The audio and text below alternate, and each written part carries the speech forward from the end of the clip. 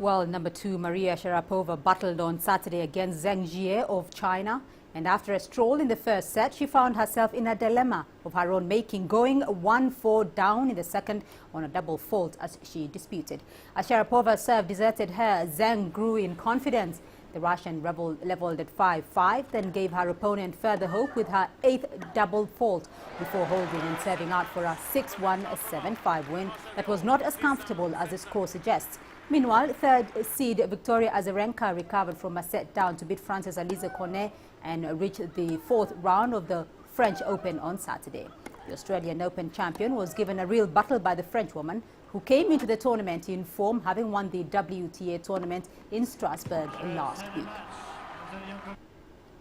Some soccer news now, and football's most powerful people may have swung into Mauritius last week for the FIFA Congress. But what about those who actually play the game on the island? Well, despite their lowly FIFA ranking and part-time players, those involved with the Mauritius national team have high hopes for future success. They look like any other part-time football team, changing outside after a hard day at work. The players wear a variety of different training kit, but this is not a village kickabout. This is the Mauritius national team. The most problem is that we all work. Yeah, we all work, and most of us are in construction. It's not easy. Sometimes many of us don't take even a breakfast. We have to go to work, and then afterwards come for training. It's a pleasure. It's a pleasure. We know it's difficult for us, but we like football. We love football. The Mauritius FA enjoyed a makeover ahead of the FIFA Congress. The new artificial pitch is as good as anything you will see, but with no floodlights.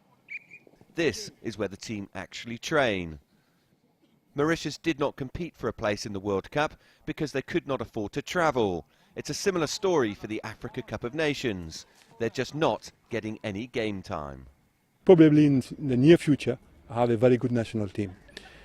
They are very young, they are talented, but the only thing that we are missing right now, no international exposure.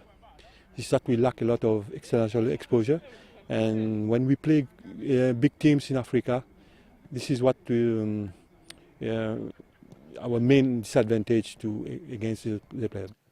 But there is hope for the future.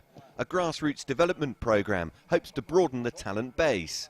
But that won't be much help for the current team. It will be not for tomorrow. It will be many in 10, 15 years, because they are starting from school now, and it's good things, you know. They are trying to introduce a professional league here. It will take time, but hopefully in the near future we'll have professional players like many countries in Africa. Mauritius do at least have some competitive football to look forward to. They take part in the CASAFA Cup in Zambia in July. And although some of the bigger nations view that tournament as a hindrance, for Mauritius it's vital. If we take the first game well, and we look forward to go through.